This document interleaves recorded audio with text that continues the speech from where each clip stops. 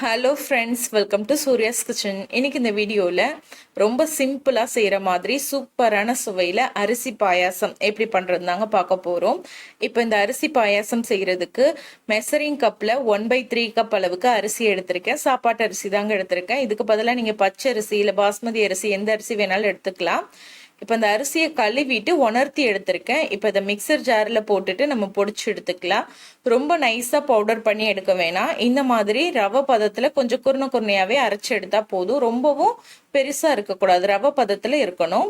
இப்போ இதை ஒரு சின்ன பிளேட்டுக்கு மாற்றிக்கலாம். இப்போ இதே மிக்சர் ஜாரே எடுத்துக்கலாம். இதில் அரை கப் அளவுக்கு தேங்காய் துருவல் சேர்த்துக்கலாம்.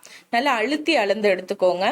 இப்போ இந்த தேங்காய் துருவலோட 1/4 கப் அளவுக்கு தண்ணி சேர்த்துட்டு இது நல்ல ஒரு பேஸ்ட் மாதிரி அரைச்சி எடுத்துக்கோங்க. நல்லா நைஸாக அரைச்சி எடுத்துக்கோங்க இந்த மாதிரி.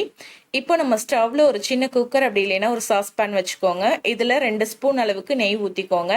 நெய் நல்லா சூடாக்கி உருகுனதும் ஒரு 10 முந்திரியை உடைச்சு சேர்த்துக்கோங்க. இது கூடவே ஒரு 10 திராட்சை சேர்த்துக்கலாம். இது கூடவே ஒரு 10 பல் அளவுக்கு தேங்காய் சேர்த்துக்கலாம். பொடியை கட் பண்ணி சேர்த்துருங்க. இப்போ இது எல்லாத்தையும் சேர்த்து நல்லா பொன்னிறம் ஆகிற வரைக்கும் நல்லா வறுத்துக்கோங்க. இது எல்லாம் நல்லா வறுபட்டு பொன்னிறம் ஆனதும் ஒரு சின்ன பிளேட்ல மாற்றி எடுத்து வச்சுக்கோங்க. இப்போ இந்த குக்கரில் இருக்க இந்த நெய்யிலேயே நம்ம பொடிச்சு வச்சிருந்த அரிசி பொடியை சேர்த்துடலாம். அரிசி பொடியை சேர்த்துட்டு நல்லா வறுத்துக்கலாம். ஒரு நிமிஷத்துக்கு நல்லா மீடியம் ஃப்ளேமில் வச்சு வறுத்துக்கோங்க. அரிசி கலர் மாறிடாம வறுத்துக்கோங்க. இப்போ அரிசி நல்லா நெய்யில் வறுபட்டதும் இதோட நம்ம தண்ணி சேர்த்துக்கலாம்.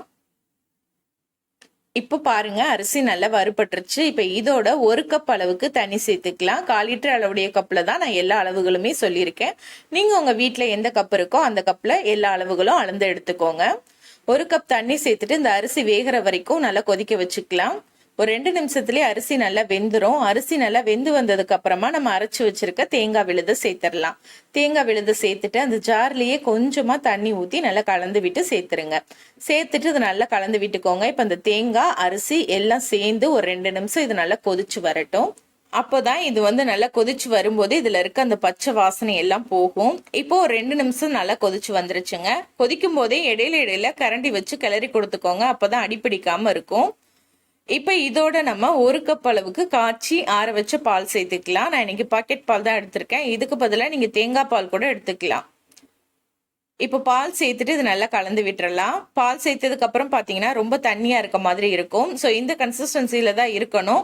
ஏன்னா இந்த பாயாசம் பார்த்தீங்கன்னா உங்களுக்கு இன்னும் கொதிச்சிச்சுன்னா நல்லா திக்காகும், ஆறுச்சுன்னா இன்னும் நல்லா திக்காகுங்க. அதனால இந்த கன்சிஸ்டன்சியில வச்சிங்கன்னா கரெக்டாக இருக்கும். இப்போ இதை நம்ம நல்லா கொதிக்க வச்சுக்கலாம்.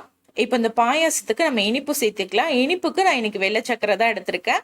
அரை கப் அளவுக்கு வெள்ளை சக்கரை சேர்த்துக்கிறேங்க. இது அளவான இனிப்பா இருக்கும். கூடுதல் இனிப்பு வேணும்னா 3/4 கப் அளவுக்கு வெள்ளை சக்கரை சேர்த்துக்கோங்க.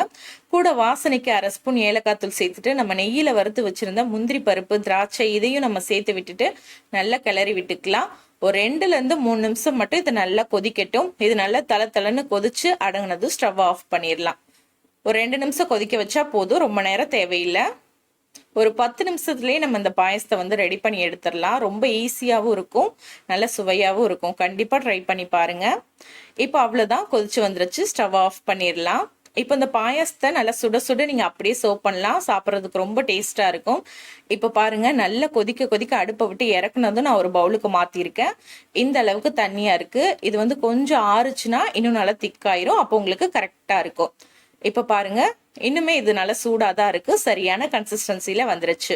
இதனால நீங்க சூடாகவும் சர்வ் பண்ணலாம், இல்லை ஃப்ரிட்ஜில் வச்சு கொஞ்சம் சில்லுன்னு சர்வ் பண்ணலாம். ரொம்ப நல்லா இருக்கும் சாப்பிட்றதுக்கு. கண்டிப்பாக ட்ரை பண்ணி பாருங்க. ட்ரை பண்ணிட்டு எப்படி வந்ததுன்னு கமெண்ட்ல சொல்லுங்க. இந்த ரெசிபி உங்களுக்கு பிடிச்சிருந்தா லைக் பண்ணி ஷேர் பண்ணுங்க. சப்ஸ்கிரைப் பண்ணலைன்னா மறக்காம சூர்யாஸ் கிச்சனை சப்ஸ்கிரைப் பண்ணுங்க. தேங்க்யூ.